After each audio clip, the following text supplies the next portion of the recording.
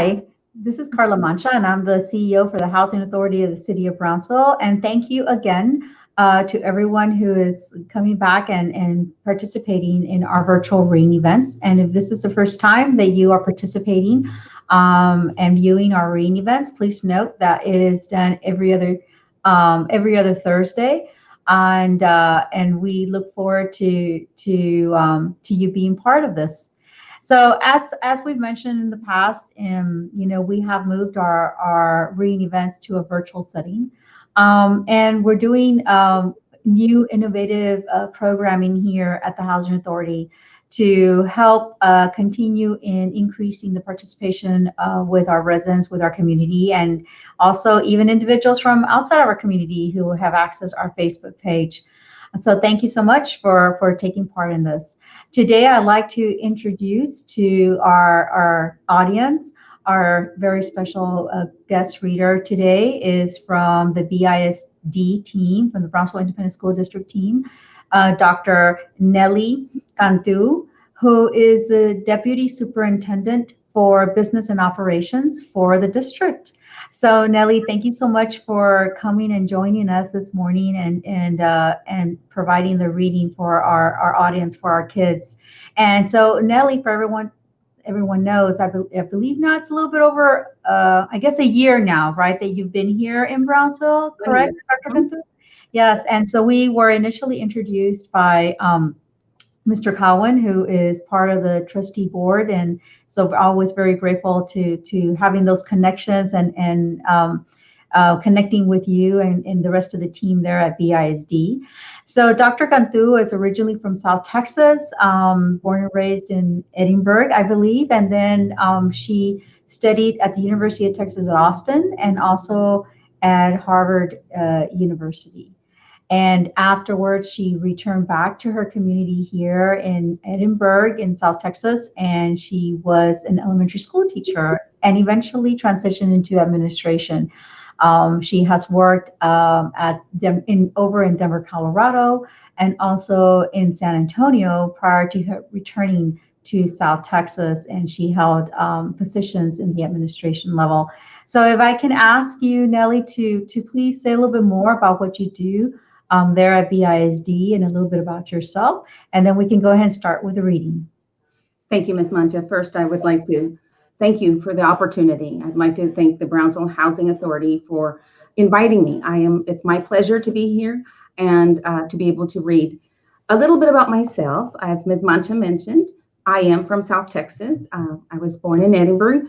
I've worked in other districts, not only, as she mentioned, in the state of Texas, but also outside of the state of Texas.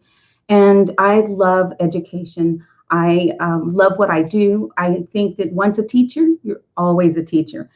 I come from a family of 9 kids, 8 girls and 1 brother.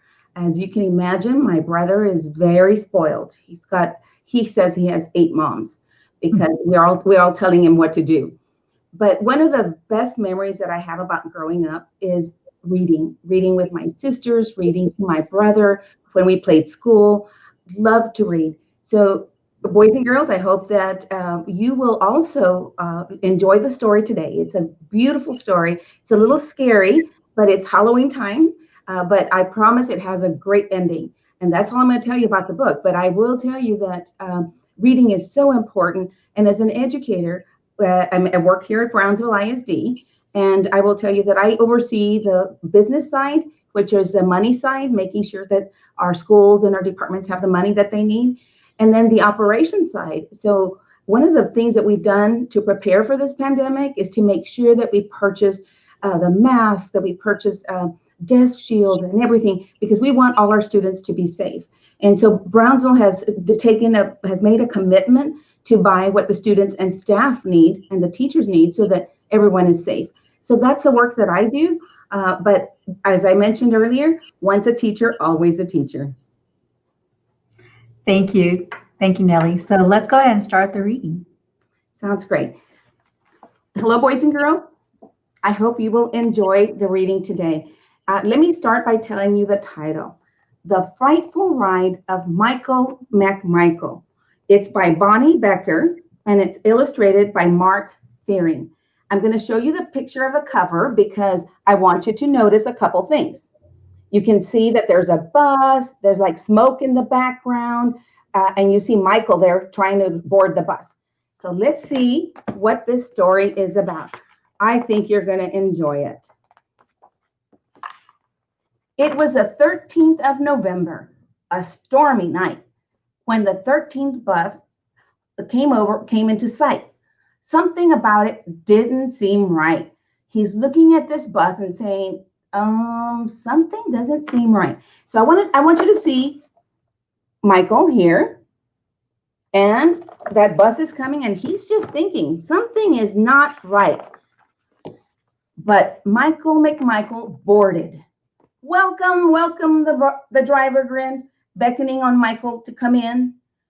His teeth were long and white as sin. His nose was bent and boarded. So let's look at what the bus that he's boarding, and you can see the driver, kind of scary looking. But let's see what happens when he gets on the bus. The bus was full, barely room inside. Perhaps he should wait for a different ride, but he was late. And well, besides, it was Grandma's dear pet he was transporting. So what I want you to, first I'm going to show you the bus is so full.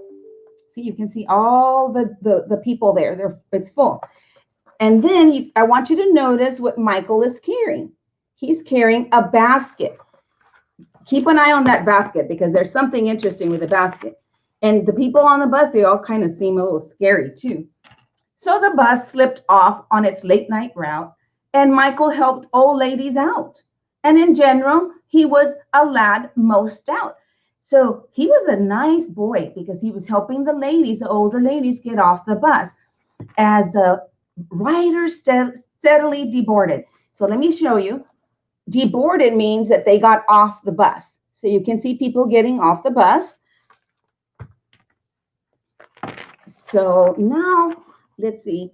Soon there was 5 people, and then there was 2, and then there was only 1, till McMichael was all alone with a driver whose face was thin and bony and more distorted. So now he's alone on the bus with the driver. I'm going to pause here. So boys and girls, what do you think he is thinking? What do you think Michael is thinking? Do you think he's happy? Raise your hand if you think he's happy. How many of you think he's sad? Raise your hand. How many of you think he's scared? I'm going to raise my hand for that one. I think he's scared because the driver looks scary. So let's continue reading. When the bus was empty, no others on sight, the driver hissed with soft delight.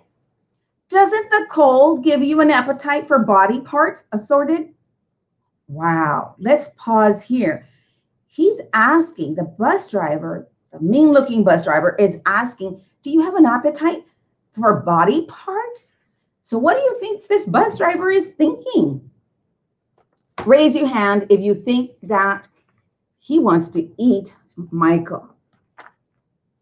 Let's see what happens. The boy, it seemed, hadn't noticed before the jaw-like opening of the door, the tongue-like glistening on the floor, the teeth-like seats it supported. So he's sitting on the bus and he's noticing that the seats have teeth. Oh my goodness. I want to show you that picture. Can you see those seats? They have teeth. Is he scared, boys and girls? I think so. I think he's scared. Really, you should stop up here. My grandmother's house is nearly near. I bring her something very dear. He held up the basket he sported. So Michael wants to get off the bus and he's showing him the basket. How many of you would want to get off the bus? I would.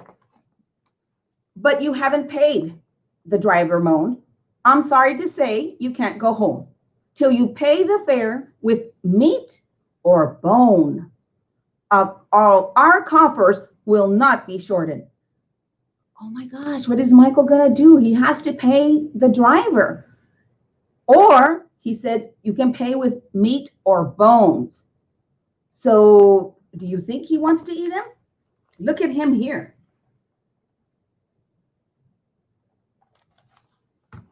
He's not letting him off the bus until he pays. So let's see what happened.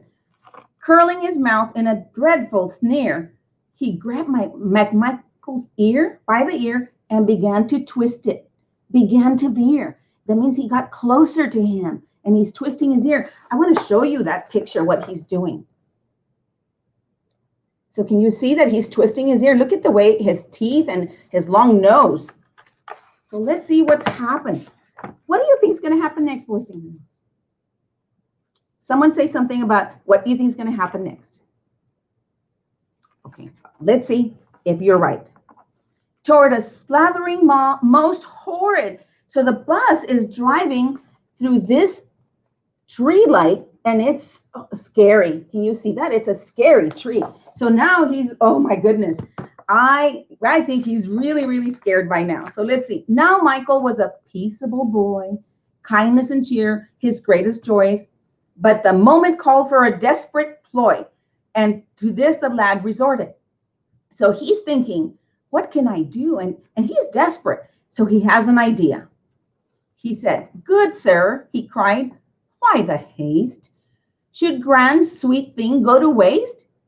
Would you like just a little taste? Your service would be rewarded. So what did he think, boys and girls? He remembered, I have the basket with grandma's pet. And maybe it could be a good treat for him.